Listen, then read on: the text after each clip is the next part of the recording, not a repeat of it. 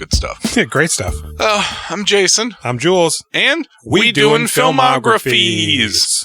I got notes. This week, we are continuing our journey through the wild, exotic filmography of one Radha Rani Mitchell. And we're not going to be able to get her fifth film. I was thinking maybe we just get the German dub and just try to figure it out.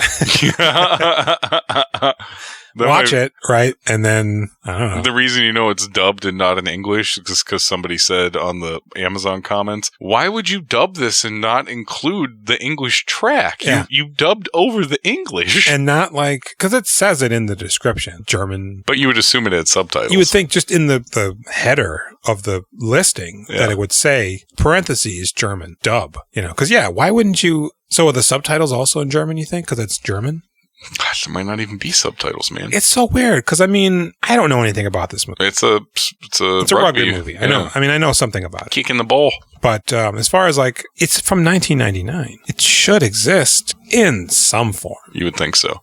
They got 5 movies in Australia since 1800, right? They have a great film. 4 of them are Westerns, right? And the other one is another winner, Boy Soldiers. So when I was watching this movie, which is Love and Other Catastrophes from 1997. 96. I got almost 97. Said 99, but I think it's 96. This says opening weekend was March 30th, 1997.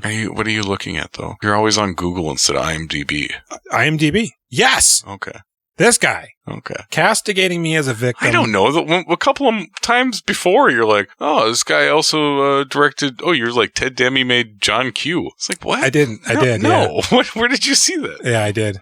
That's why when I saw the credits for the guy who played Ben Crocker, I'm like, assistant director on second unit for Queen of the... No way. They've got the name all fucked up. But IMDb, man. Yeah. Did this movie make money? Oh, it did. It made 1.5 million or something. I don't have those numbers. It's curious, okay? Curious. Now, IMDb outright says the estimated budget was $250,000.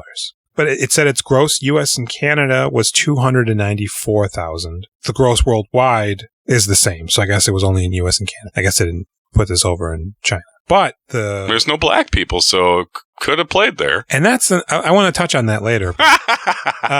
In the trivia, it says after its initial screening at the Cannes Film Festival, Fox Searchlight gave Emma Kate Croghan, one of the writers and the director, another $400,000 to give the film a bit of polish for its then presumed theatrical release. But this says the film's original actual budget was $37,000, which I would buy. And that didn't leave much by way of post-production. It's the fucking music. It's the Velvet Underground. That's where the extra money went. Oh, absolutely. They played that song twice. All of the money went to that fucking music. Sunday morning. Because there's this part where they're driving and it's bouncing between 2 characters. And on all of the shots for one character, it's sunny. And all of the shots for the other character, it's raining. Oh, I didn't notice that at all. I didn't either, but that's what they tell me. So I use it as if it's a hard, concrete fact. And I don't want anybody to call me out if it isn't. Don't you do it. I won't. I would never dream of it. I was talking to them. Oh. Not you. I know you wouldn't. You wouldn't have the balls. Very nice. Yeah. It says 1996 right here on the top of the IMDb. Really? Because it says at the bottom was released. Fucking look right there. You see it right under I don't Love look and Other there. Catastrophes. I look at the bottom.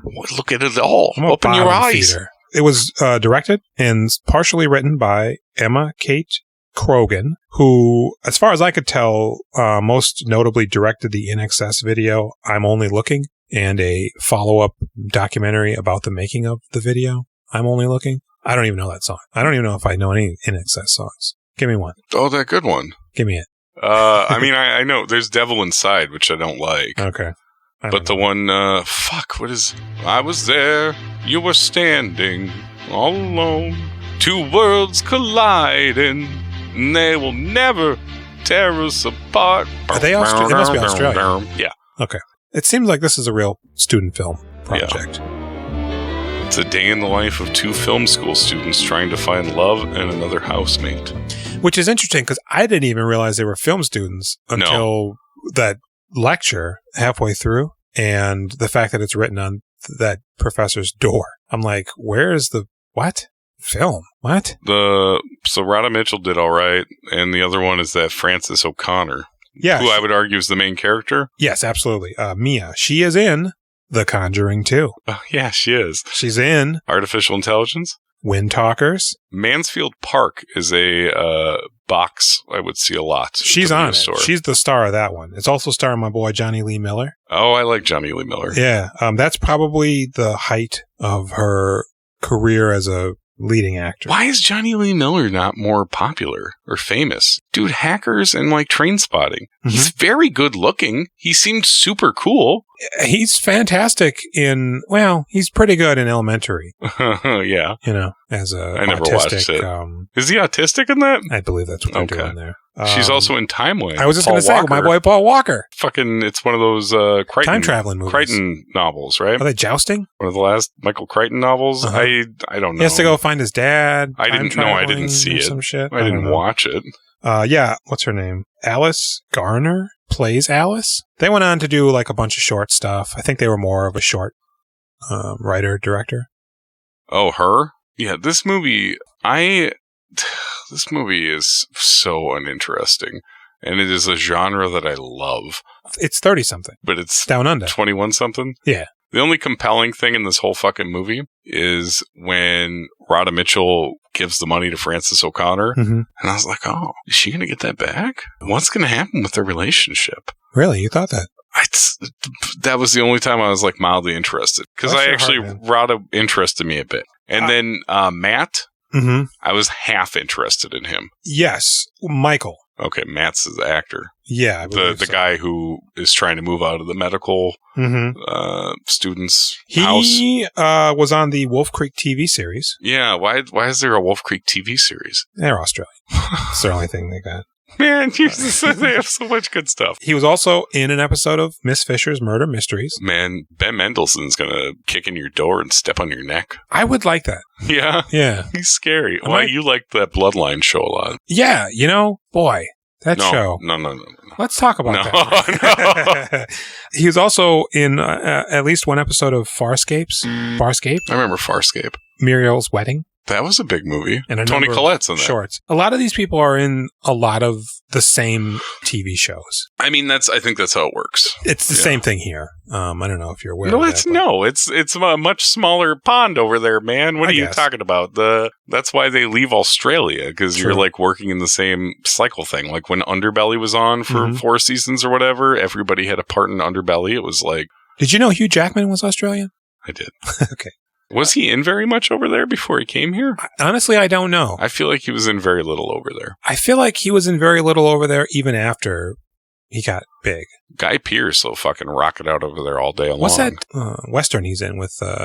Proposition? That's a good one. Nick Cave. Yeah. Didn't he write that? I believe he did. Yeah. In between bouts of smoking cigarettes. Ari was the other main character. The cool guy. The one that everybody thinks is like cool and handsome. This fucking guy, he reminds me of the dork in Grandma's Boy. Okay. In his like Matrix getup. I am not amused. With his fucking leather pants and his leather coat and the stupid bangs.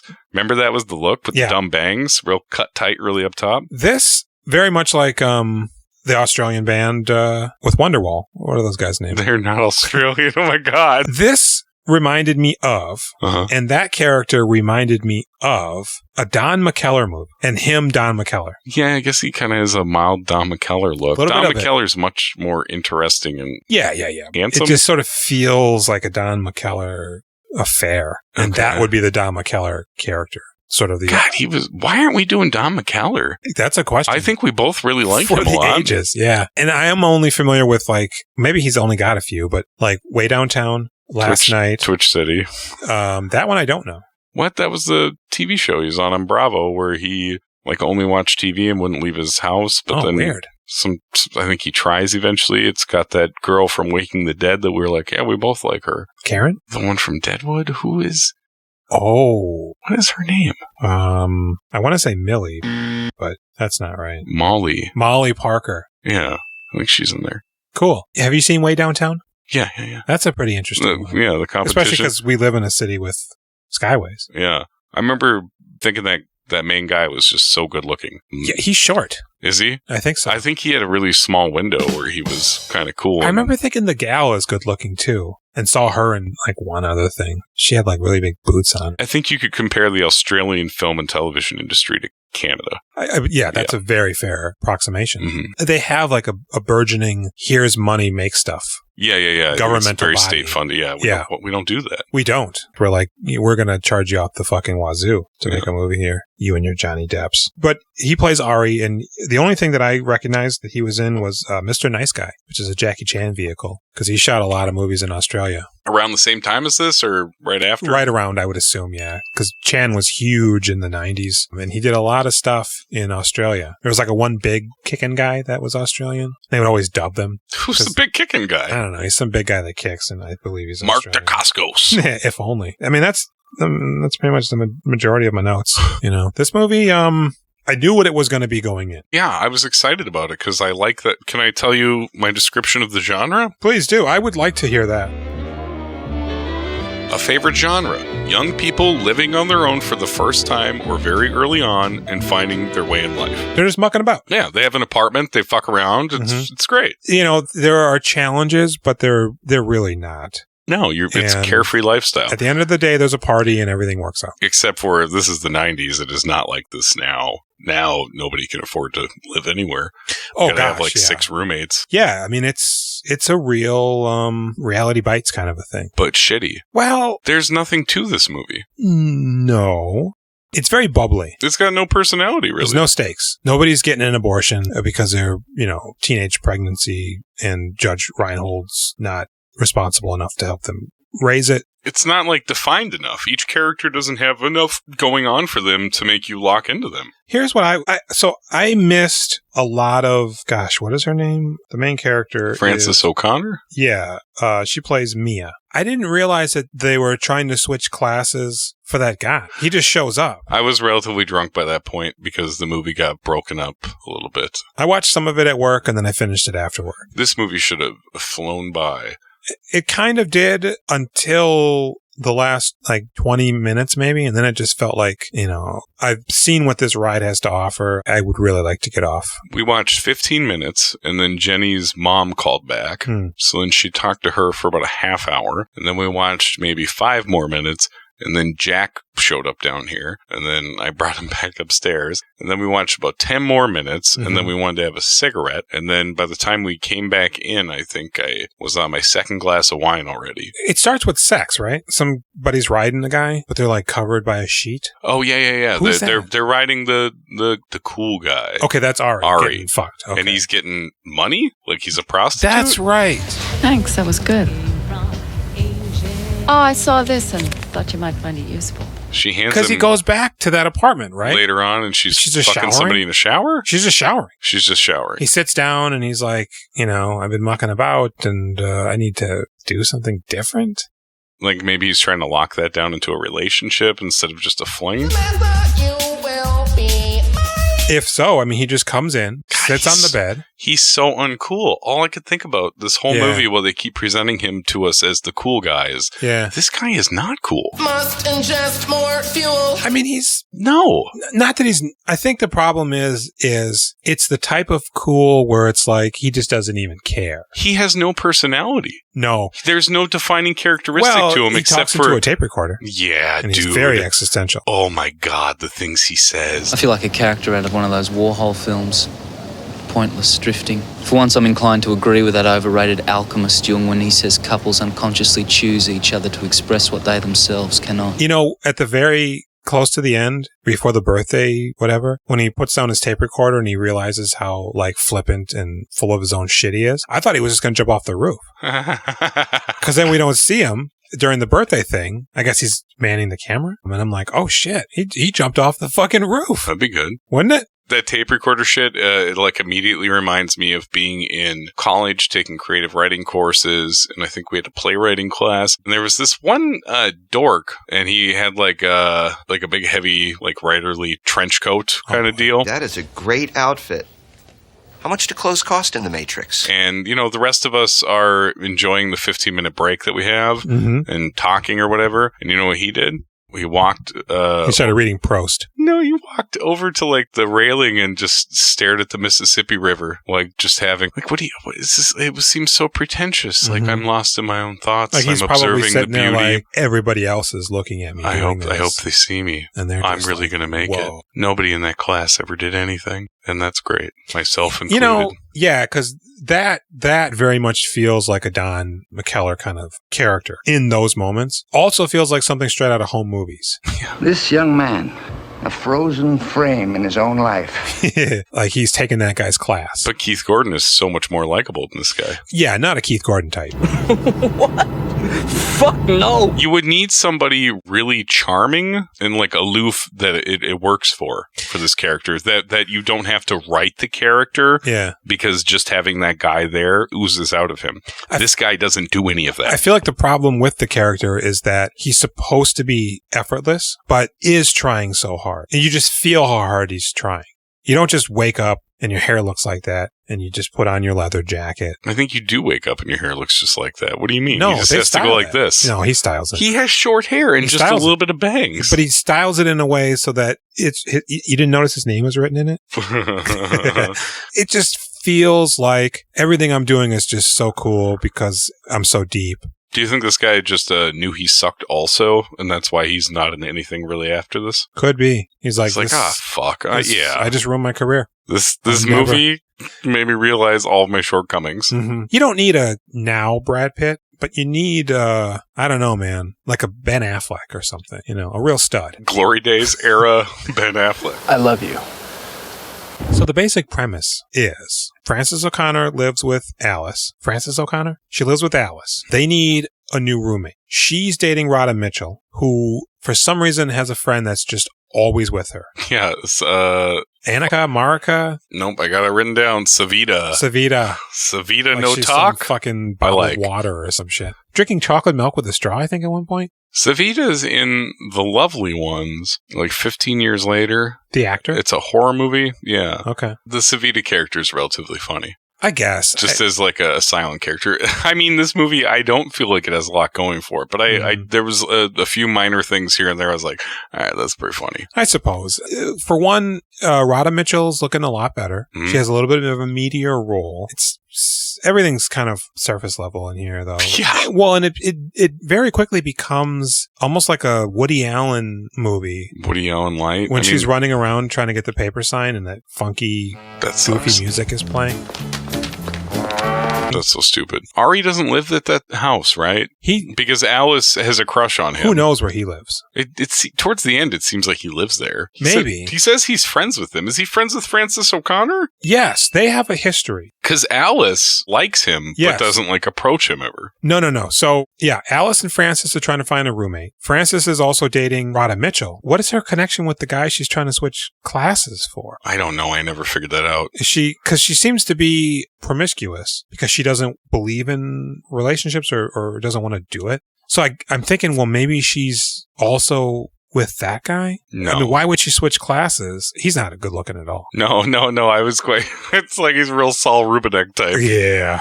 He has a schlub and a half. Yeah. And she's going through great pains. Wait, is she just switching to other film courses? A different, I thought you said she was switching to, cultural studies. Okay. I think that's what she says. Hey, you don't find out it's for a boy till much later, right? At first, it's like, well, yeah, you should probably get out of the film studies department and find a career. Maybe it's not cultural studies. Maybe it's cultural film. Because he says he's in that course, but he's leaving to go to Paris in 2 weeks for something. But you just changed to cultural studies. I worked it out with the university. I'm going to take a sabbatical, go to the French gig, come back and then join cultural studies. Oh, that's great. I don't know why she is switching to specifically be with that person in a class, because she's dating Radha. She ends up with Radha. She's very good looking. She is. She's a piece of shit. She's a huge piece of shit, but she's very good looking. Kate Beckinsale? Who? Weeds. Oh, yeah. Big time. Yeah. Mary Louise Parker? Mm-hmm. And Alice reminds me of Robin Tunney. Okay. Got that pixie hair. I also, looks down, that's where it is. You know who I thought she looked like at a certain point? Dolores O'Riordan from the Cranberries. Shit. Yeah, boy.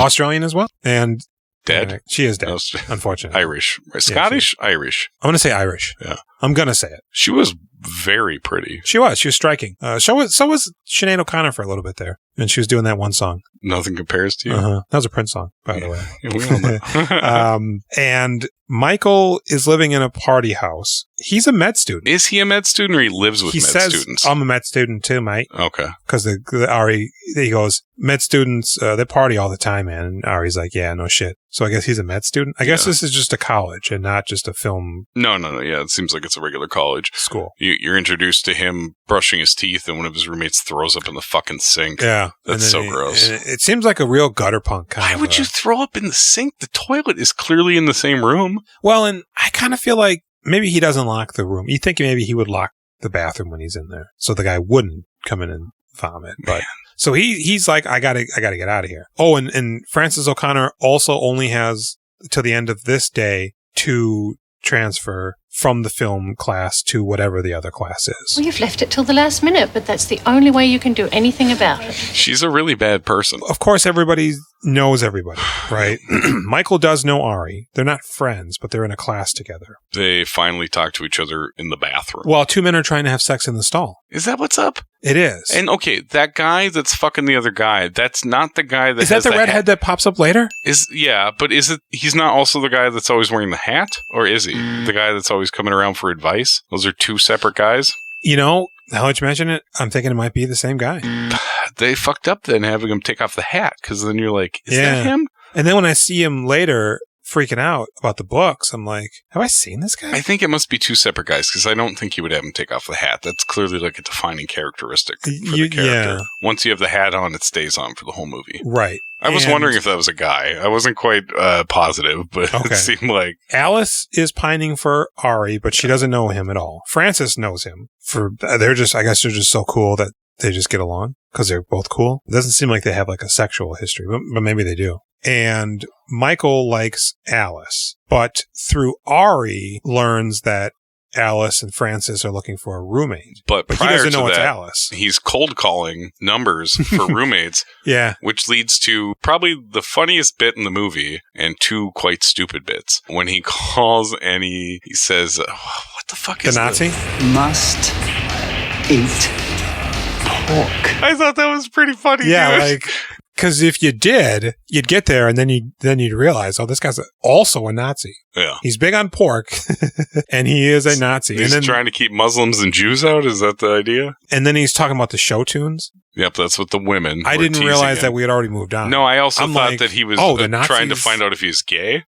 Right. Right. But it's women teasing him. Right. And there's like 8 of them laughing and listening in on the phone. Is that a sorority? Or? I guess. Yeah. And then the third person is a guy in a leather mask. Oh, right. A sex mask. He wants somebody who's open-minded. Yeah. And I thought this would be very funny in 96. I would have laughed hard at that part. It's so whack now. And God, yeah. And then... He rides him? Yeah, then he cuts to another guy. They're doing a piggyback ride around the dungeony room. And also Frances O'Connor, so she's trying to switch her course. It's the last day. She can't do it because she has an overdue library book that's costing her $660. Yeah, what's up with that? So that's what the fine is? It's based on the stupid library book? Yes. Okay. Which seems like an exorbitant fee for any library. But also, that comes back up later when the redhead dude finds her weeping. And he's like, oh, you having a shit day too, mate? She goes, yeah, because the library book fines. And he goes... They keep sending me these really terse letters saying I can't borrow ever again because I've still got books that I know I returned in first year on time. Hey, is there a thing with this? Did somebody stealing books? Well, that used to happen to me in high school, too. Maybe they're in on it together. That's kind of what I was expecting. I'm thinking like, oh, interesting. This is going to have a payoff of some sort. I can't imagine where it's going. Did they have to cut this from the 1 hour and 18-minute runtime? It was too much with this subplot? Is Savita a book theft? Person? No. It doesn't do anything. And not only that, but then the guy just like gets up and runs away. Do you think it's like because they're academic books? That must be it, right? I guess, man. That's too much. That's far too much. Even for Australian rates where things are more expensive. Too right. Gotta fly in that water. Yeah, man. You know, Coca-Cola, 20 ouncer costs like $8 over there. Yeah. Because they got to import everything. Dirt's free. Except for toilet paper. They do make that domestically. How many shits a day do you take? Let me ask you. On a personal level. All right, man. On like an Are you average ready? day. Not like a day where you've got like some problems. I always have some problems. Okay. I shit at least twice in the morning, depending on what I shit ate. and then It could come be back 3. later? Yeah. Okay. I mean, because I drink coffee, I smoke cigarettes. I guess, so, yeah. within the first 15 You minutes eat or meat, so, too. there's going to be shit. Yeah. But then later on, it catches up and it's like, all right, we got to do some more. Mm-hmm. It used to be like if I'd stay up a little bit later, right around 10 p.m., if I was planning on staying up, I would have to shit. But At like night. my body is weird about that because I would still be up past 10 if I was getting into bed. Yeah. But it's like there's some psychological thing like you're going to be downstairs for another 90 minutes. You're not winding Empty down. it out. Yeah, you're still revving. I I shit in know. the morning. I probably shit like 4 or 5 times a day. I usually shit once in the morning, and that's it. It's the meat. And then sometimes I'll have a shit in the morning, and then I'll go for another round. I usually shit before I leave for work, because in my office specifically, there is a toilet, but it's just right next to where the person sits. Yeah. And I don't know, man. No, you don't want to do that. So I could walk 2.5 blocks to our branch office and shit there, but you know. Dude, Jenny's at her old house in Seymour, Wisconsin. Their bathroom was right there in the kitchen by the kitchen table. Oh, it's like, are you fucking serious? Yeah. Anytime I have to take a shit, it's going to be right there? That's so It's like, no, guys, it needs to be down the hall. It needs to be a private area. Yeah. Everybody hangs out in the kitchen. Okay, great. That gal I was telling you about by the ice cream shop, the bathroom in their house was right across the hall from her room. And she lived with, there was an older woman that owned the house, and she just basically rented the room, but also shared the rest of the house. And I have notoriously loud farts, but they don't smell most of the time. It's only when I'm having some like bad tie or something. So, I mean, I'll rip them. And even when I'm not like trying to impress people, they're still just loud by default. I did figure out through a comedy bit, a local comedian actually, that a lot of it's just the cheeks that give it that timbre and that because if you peel, it's just. So I would spread them and whisper fart, but because then you're in a bathroom and it's completely silent. Boo. I came out and she's like, "Were you quiet farting in there?" It's like, yeah, because they're loud, man. I'll rip one now if you want to hear it. But no. It's no joke. If you want to. It's no joke. I don't know why it is. Some people say because big butt people fart louder. Maybe there's some truth to that, right? Because you just explained the cheek thing. Right. And I don't understand even how that works with the cheeks. Is it just because they have to push themselves out more to get past the canyon that, the Kessel Run? Parsecs. Very cool. Frances O'Connor is definitely the main character. We see the other characters isolated from her, but I thought it was going to be more of an ensemble. I did but too. Then it slowly focuses in on her. I actually thought Alice was going to be a bigger player earlier in the movie. There's really only that one moment when Frances is waiting for her to interview the Michael character, where she runs into her, God, what does she call him? It's my supervisor. It's like their counselor, or what do they call that? Oh, what do you call that? Like your it's advisor. A advisor. She runs into him comically and papers fly up in the air and we cut away. We don't even stick around to find out what it is is he the guy trying to get the paper from her? I don't know. I don't think she keeps saying a guy's waiting for her Doris Day paper. Oh, that must be it. But then we see her in an isolated bit where she's talking to Shrink, guidance counselor. Do we even see that? We don't. person? We don't see or hear from them. It makes it even weirder. And it's, they do this a lot where they cut and jump around in the conversation. So it feels manic. For some reason, the way it's done in this movie, it feels like real amateur and it doesn't accomplish that effect. I don't know why it feels that way. I don't know if you felt that. Because there's not really any story? Could be. It's not Reality Bites. It's not The Apartment, the Audrey Tattoo movie. It's not any of those coming of age movies that you really liked. It's a fluffy nothing. Even in Monument Avenue when they're all coked up. Yeah. That accomplishes it. That is supposed to give you that feeling of much more than this. And it's weird because the camera's locked. It's all the same except for one where it's oddly closer and you just feel that is like that. And it's just weird. So she's running around first she has to get the $660, which she runs into Radha Mitchell, who's her girlfriend, even though she's got Svetlana with her. Savita. All the time. Her shadow, she even calls her. And she's like, well, I'm going to go buy a new cello because I'm a cellist, apparently. And she goes, well, what about your other one? How about you give me this money because I need it? You can use mine. She has a cello, too. Apparently, she's a cellist, too. But she's in a film school, but she's trying to get into, I don't know. She's like, well, no, I got a really good deal on a new one. And she's just like pawing the money from her. And she's not about it, but she relents. Girl is mad fine, Can't blame her. But she's not intending on giving her this money back. Should we tweet her? Tell her she's mad fine? We should. Frances O'Connor. You mad fine. mad fine. I bet there's a meme for that, too. You mad fine. Frances O'Connor? No, just in general. You just find the GIF in the app. Should we just keep sending the GIF to her? But we'll put her face in it? Yeah, and then we get flagged and our accounts banned.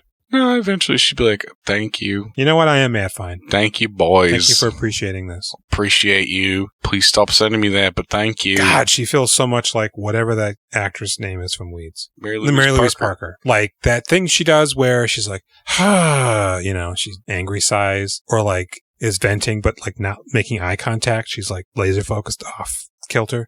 She's, pulling pages right out of the whatever her name is from Weed's book. Nancy, Mary Louise Parker. There you go. So she needs to then when she gets the money, she needs to have her professor sign a form relinquishing her from the class. And this isn't even like she doesn't need $680 to stay in school. Mm-mm. It's to pay off a fine so that she can switch classes. Which nobody's trying to stop her. No, nobody's. Yeah. I hate her. And again, because we don't know why she's so hell-bent on being in this class with this other person, why it even matters. So she goes to the professor. He's a character. He's having issues with his wife. She's leaving him for an actor or a director, something. But she also wants their dog, which he is not having. You can have the bloody house, but Angus is living with me because you bore me fucking stupid. So he's having this argument on the phone in front of her. Was it a basset hound? It was. Yeah. The worst kind of dog, in my opinion. What was his name? I mean, they're all the worst, but I forget. Bangles? Bashir? It was Coppola? a person name, though. Angus. Yeah. He's also eating baked goods. He has a drawer of donuts. He offers her a plate of donuts. He was like making her eat a donut. She goes, no, I'm fine. No. Take one. Later, when we see him in his lecture, he's got something in his pocket that he keeps pulling out and eating.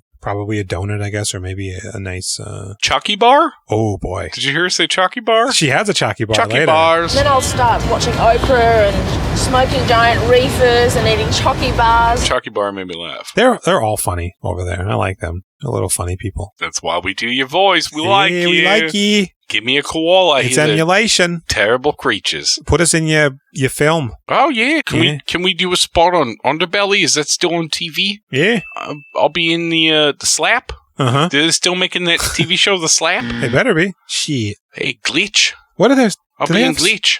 Do they say swear? Do they say fuck? Do they say shit? Do they swear like that over there? They don't have any say cool cunt. Regional. Yeah, fucking cunt. Yeah. He's a right cunt, isn't he? Right cunt, isn't he? Can we say that on the podcast? I hope so, God. People get upset. Yeah, fuck them. Eh. So he's like now treating this scenario like a relationship. You want to leave me? Well, no. You're going to have the other person sign this first, saying they want you. And so she gets funny music and runs over there, and the gal's like all aloof. Oh, no. He has to sign it first. So she goes back. She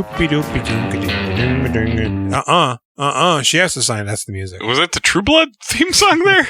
You got me. You know what's also good? Bloodlines. Let's talk about that. No. So she goes back. No, he knows the rules. Or you can go get this guy to do it, the admin or whatever. So she goes to the admin. Mr. Papadopoulos. Way off. He ain't in love. They say love. Most Greek name, Papadopoulos. So you can't do that. Come back. It's got to be today. You're ruining my life. He's at lunch. Michael mentions to Ari, yeah, I'm looking for a place. So he's like, well, come meet these gals at 1 to interview for their apartment. Yeah. But Frances O'Connor's also supposed to meet Radha Mitchell for lunch at 1 to talk about their relationship. Yeah, they made this deal when she gave her the $600. You never asked me out to lunch. Oh, love, I was just thinking about that. Let's do that at 1 at this place. So she's stretched thin. She meets Michael, but Alice doesn't show up because Alice is late because she was dodging her advisor. Ran into her advisor, her supervisor. So Michael leaves. Radha Mitchell comes in because she was supposed to meet Frances for lunch. Michael doesn't leave. She tells him to pretend that he's her cousin. Yeah, but don't mention the open room. He makes some sort of a joke that I don't recall about the uncomfortable nature of the situation. And he's like, I'm just going to leave. sorry about whatever. Good luck finding the roommate. I think he actually does say. So Radha's pissed, like, well, where were you? And she's like, well, I thought we were going to meet here. Is it because Radha wants to move in with her? Maybe. It must be. They don't specifically say that? They don't, but she does mention it at the end. We're lesbians. We're supposed to move in together immediately. What are you doing? How can I trust you? If there's no trust, there's no relationship. She gaslights her. It's so horrible. She's like, I've been at the other place for 40 minutes. Oh, I thought we were going to meet here.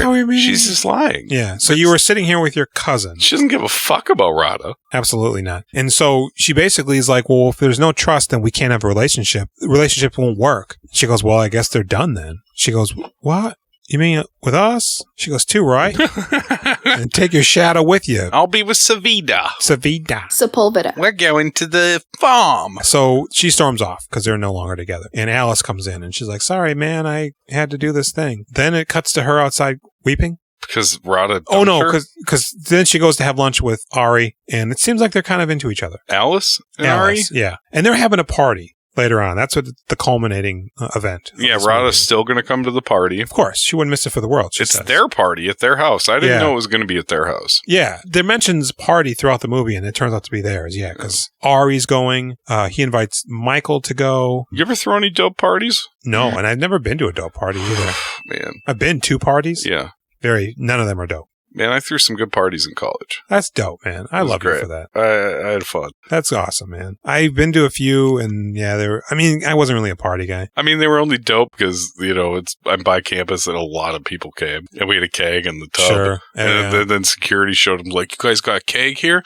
No. All right, mate. What about the cups? I don't know. I don't know. They bring cups. You can't come in. That's awesome. Was it student housing? No, but they don't allow kegs. Okay, that makes sense. Yeah. Francis O'Connor is feeling bad about Radha Mitchell. Michael's not sure about the apartment because he kind of didn't meet Alice, but he's into Alice. And so Ari picks up Michael to go to the party. Radha Mitchell's there with Savida. There's a D in there. Like Bavita, but Savida. Velveeta. Or like Avita. But Savida. Aquafina. So Michael's trying to be a tough guy, right? He goes, the ladies want confidence. And what does he say? You got to be something. I'm John Travolta. I'm Pee-wee Herman.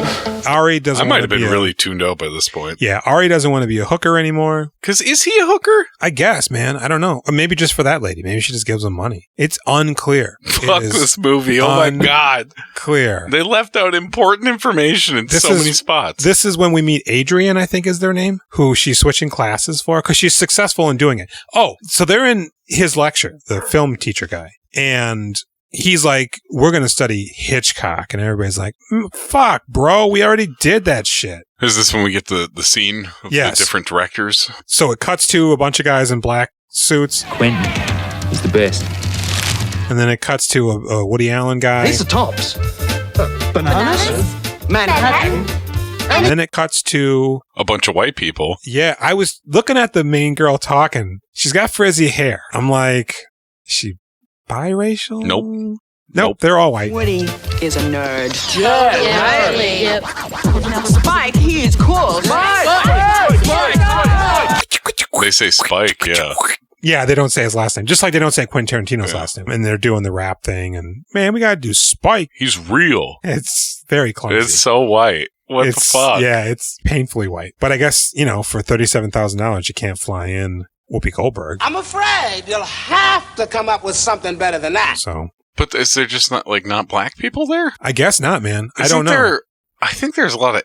Isn't there Asian people in Australia? I don't know, man. They're close to they got the Philippines. I know they got the Aborigines. I think they're real fucking mean to the Aborigines. In New Zealand, right? No, in Australia. And what do they call them in New Zealand? Are they Aborigines? Oh, no. What? They Maori? Maori. Yeah. Yeah, that's right. different. That's way different than the Aboriginals. Right. They're really mean to them. So now they're at the party, right? He's into Alice, but he's not really doing anything about it because I think he realizes, he sees her kiss Ari later when he's all just, beat down. He's got like a Western shirt on. The second time he wears it. He wore it another time to gain his power and confidence. Well, he was wearing it in the mirror, getting ready for the party. He's beefing himself up. I thought he had it on a half hour earlier in the movie. It felt like that. Okay. I hate this movie so much.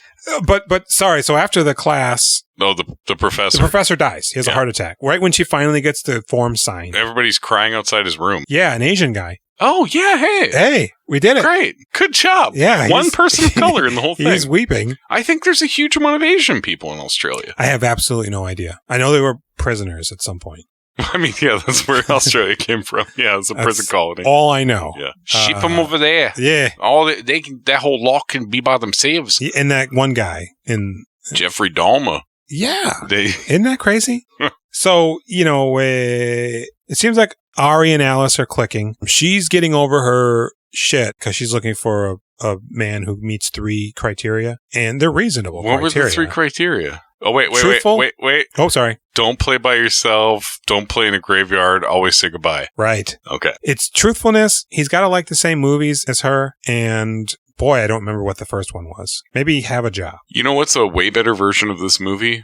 Human Traffic with, I think, who the fuck is in that? Savina? No. It's not Simon Pegg. It's the guy who was on Life on Mars. He's great. There's so many. It's a much funnier movie about young people taking a bunch of ecstasy and going to rave all night, and then coming home and having heart-to-heart drugged out conversations, and then the roughness of the next morning, and that's the whole movie. It's a much better version of this fucking thing. Human Traffic. Sounds like Go. Go is really good, though. Turns out to be better, right? Yeah, Go's got a lot more to it than that. It's got that one guy in it who's like aggressively sexual to another man. William Fichtner? Yeah, William Fichtner's really good, that towel on. I think he drops it, maybe? That movie's really good. It is pretty good. So he dies, the professor. And now she can't get his signature. Choked on an apple. And they're like, well, forge it. He's dead. I mean, nobody's going to... he always used a stamp. I can't get into his office. So Ari... Oh, what about this master key I've got? He's a real John Cusack, this guy. He's got an answer for everything. So he gets a key somehow. And he gets him into the office. This was so aggravating. Is it aggravating when Alice pops in? It's like, somebody's coming! Yeah. And then pops back out? Or is it aggravating when... Yes. She eventually opens up the door again and they're just standing there like assholes. That's incredibly aggravating. It's aggravating because, she opens up the door. Somebody's scheming.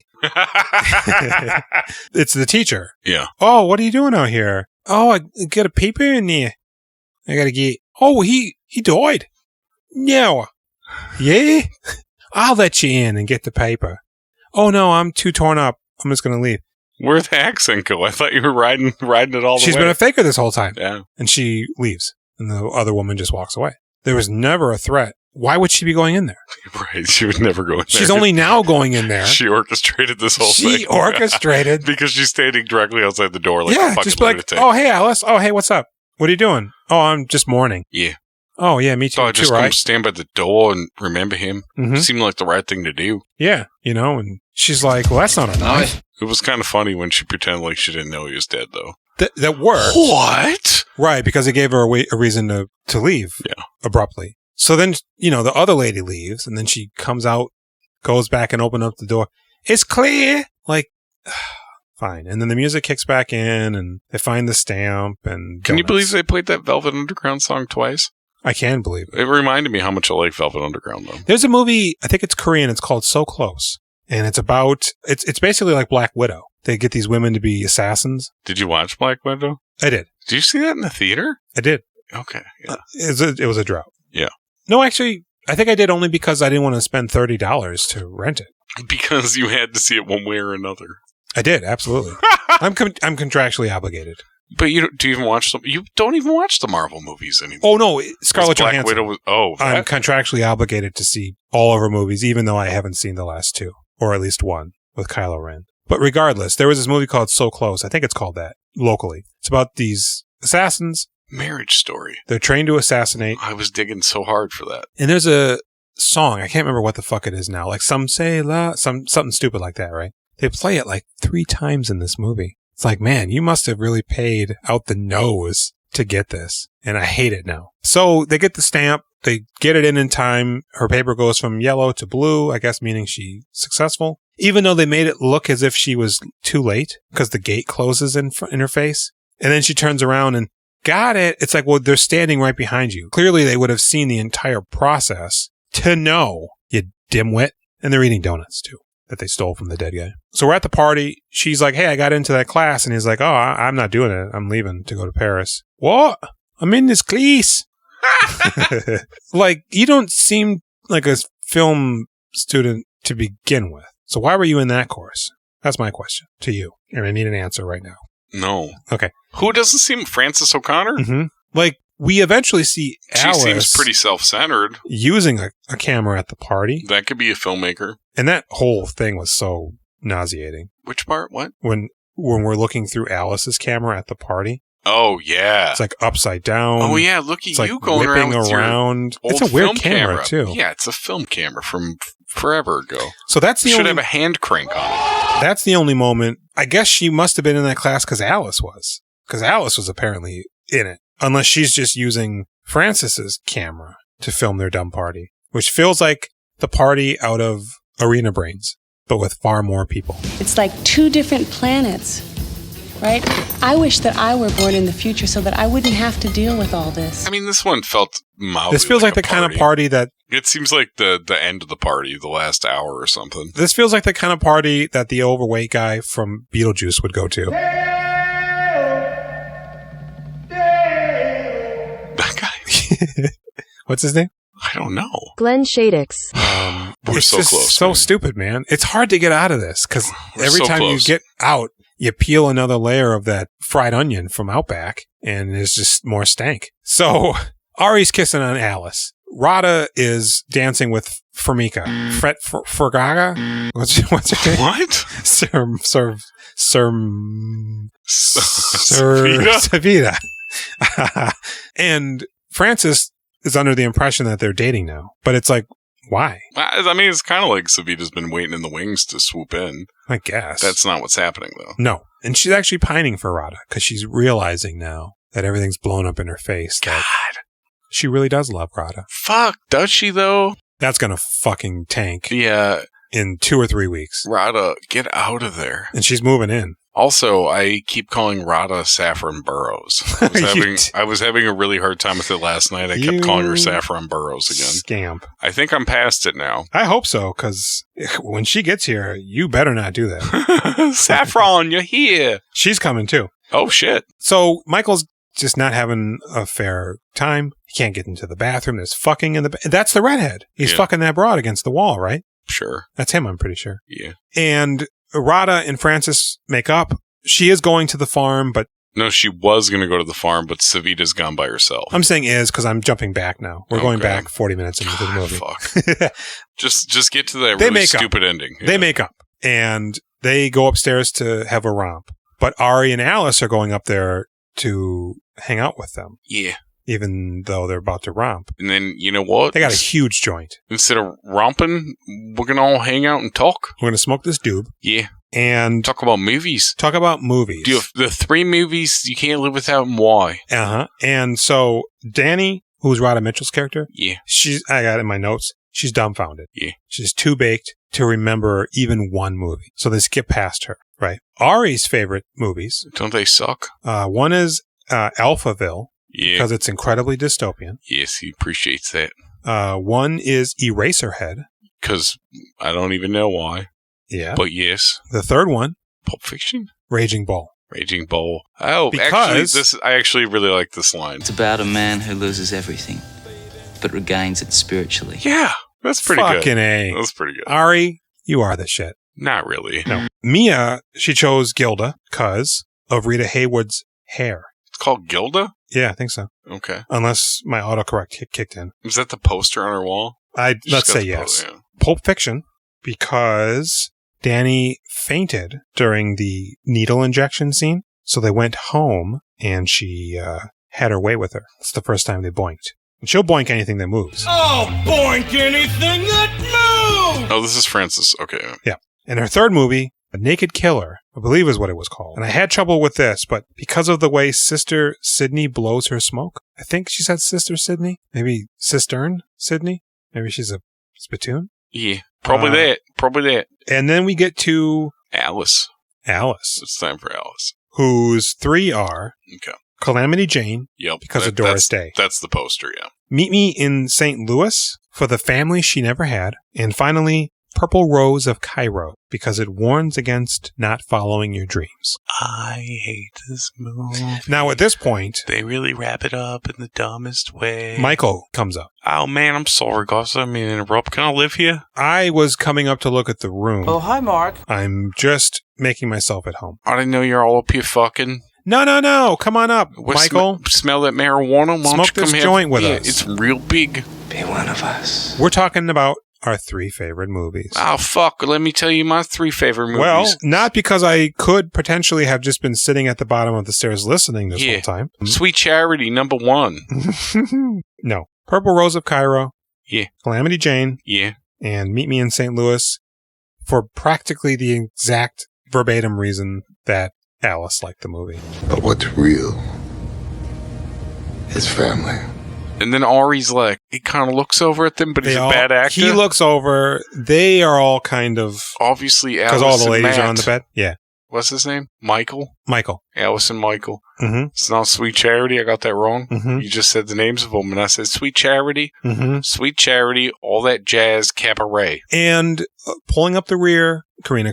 And Jaws 2. And Keith Gordon. Static, very important. They were like, what? Get out of here. That movie isn't even out yet. No Escape, Ray Liotta, Ernie Hudson. Ari Lance was Henriksen. like, The Matrix. But in the future. Revolution, not the original. He's a bold rule breaker. Mansfield Park. So then, have you seen that? No. I was confusing it for Gosford Park. Which is my boy. Great. Ryan Phillippe. Oh. Robert Altman. It is Ryan Phillippe, now that you mention it, but I was thinking local champion. Fancy Ray? Yes. Who's local champion? Squinty Eyes. Josh Hartnett? Oh, really? You were going to say Josh Hartnett? I was. Dude, this movie coming up in 2005, Mozart and the Whale. I thought we were going to be watching Squid and the Whale. Oh, God. Which I love. You do. Mozart and the Whale, I think it's 2 disabled people. Like Hartnett's like an autistic cab driver, and I imagine something's wrong with... that's not the way with to Radha word Mitchell? these. I shouldn't say something's wrong. No. It's not. Something's different. Different and totally fine. But equal. Not that there's anything wrong with that. I don't know. Mozart and the Whale's going to be probably a real piece of shit. Probably. Well, I mean, anytime they try to be like, well, this one's got autism, so let's see how they act, and can they be in love? Yeah, they can. So it feels like at this point, the movie doesn't quite know how to end. It almost is going for like a Breakfast Club ending. Wait, do you know what I would think would be a good ending? Nuclear. Like a 5-minute montage without sound, with maybe some music of them like hijinks and fun, like vacation footage, That'd be a great ending.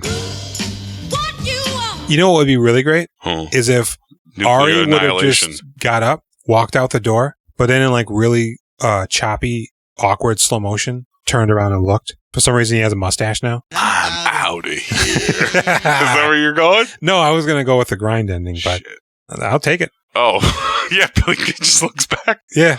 Okay. That's the last time we ever saw. So, or wait, maybe he's like, all right, Michael, mm-hmm. I'm going to rail you, you rail Alice, and we're just going to keep rotating. But don't put in any effort. It's my thrusting that's making you thrust. He's just a vessel. But don't come until she comes. Don't come ever.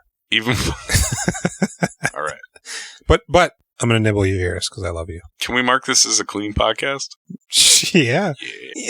Because it feels like when I say a Breakfast Club ending, what I mean is... Hey. No. What I mean is like... Ooh. Everybody's exhausted. Yeah. And in this moment of exhaustion... They all pump their fist in the air? They do. I hate this movie. Tell me yes. This doesn't feel like a culmination. No. It's not like they worked up to this moment. So it just cuts to the next morning. Does it? It does. After the joint. Yeah. It literally just cuts to a window and it's morning. And we see Frances and Radha in bed. And Radha kisses her on the cheek. And she goes, Frances goes, so when are you moving in? What about Michael? Well, he's done. He's dead to them. What? He'll move in, but, Danny's going to move into Francis's room. No, okay. Yeah. Which is weird because they go upstairs, right? From the main house. It feels like a loft. Yeah, why is there stuff in there if it's an empty room that somebody can move into? Because Francis takes Radha up there to bang on that bed. I'm assuming it's who moved out. Why is there an empty? I don't know. Right. So she's like, hey, when you moving in? And then they pull the covers over them and they giggle and, I don't know, finger each other maybe. I don't know how that works. Should we tweet him and ask? Yeah, please. And then it cuts to Alice and Michael in Alice's room on her bed. He finishes reading her dissertation. Oh, God, yeah. And he's just like, his head literally explodes. This is so good. I can't believe somebody could be so funny and so talented and so amazing. Are you God? So they kiss. Yeah. And they lay down and they have intercourse. Okay. They have intercourse. We then see Ari on a rooftop listening to his tape. And he's just like, man, I'm so full of it. And then he just walks away. I thought he jumped. I swear to God, I was like, it's appropriate. And then now we're looking at a birthday cake. Is this the 5-minute montage? Yeah. And it's just, it's a real Friends moment. Dun, dun, dun, dun, dun, dun, dun. Somebody's manning the camera. I'm assuming it's Ari because we don't see him. Except for later on we do. He jumped off the roof. And he's with Savinka. And what is the point of this? There is no point to it. There's no point to it at all. Yeah, man. 2 hours after we left the end of the movie, this is what we're doing. This is the short film. We're the friends now. So We're the friends now, dog. We're the friends now, dog. So Ari's just a normal guy now. Yeah, he seems to have lowered his barriers. And yeah, man, it's a real shitter of a. It could have just ended with an INXS song fading in. They'll never tear us apart. Bum, bum, bum, bum, exactly. Or Wonderwall. I mean, yeah, Australia's got a rich Australian band Oasis. History of band music. Those Australian brothers, they love to fight. They do, those little rascals. You know what also it's a long episode. Do you know what is a good version of this movie? No. Noah Baumbach's Kicking and Screaming, one of my favorite movies. Okay. I've been saying my favorite movies about everything. It's his first movie. And it's about the people's wrapping up college and what it's like in the year after college when they still stay by campus and are still kind of living that campus lifestyle. Very similar to this, but with depth. I don't care about any of these people. I want them all to die in a fire. It's unfortunate. Man, nobody really did anything after this, except for those two. Radha and Francis, yeah. But by the grace of God. But Jason. Ratings? You know what? I said to Jenny last night, I said, this is a real 5 of a movie. Mm-hmm. I'm going to give it a fucking 4. Yeah, I'm going to go with that too. This movie sucks. It does. It's not great. And it's shame on them. What do you rate Radha? It's a tough one because she's great in here. Listen, I'm going to kick in the door, say 6. Radha, you deserve a fucking 6. Yeah. You're not Saffron Burrows. You're Radha Mitchell. I was thinking a 7, but there's just not enough. No, this movie's not good enough to give her a 7. No. A 6. 6. Yeah. Next week, High Art. Mm-hmm. That's that going to really be good. Next week? Yeah. Shit. And then it's the Cleopatra's second husband after that. Oh, yeah. I think is that going to be an erotic movie? I hope so, boy. I think it is. So, you know what? Go to our Instagram. We doing filmographies. Yeah. YouTube. We doing filmographies. Facebook. Reddit. We doing filmographies. Twitter. Mm-hmm. Do filmographies. Do them. Email me. Yeah. And Jules. And same address. Oh, somebody's calling. We doing filmographies at gmail.com. Okay, answer the call. All right. Hello? Oh. I wasn't thinking this out. We do have a hotline. we do have a hotline, which is 763-634-1897. All right. We'll see you next week with a better movie. Uh-huh. I fucking hope. I really do too. Boy, if this turns out to not be... What if it sucks? I'll have to start thinking about life. Or I'm going to piss myself. I've been Jason. I've been Jules. Goodbye. Bye.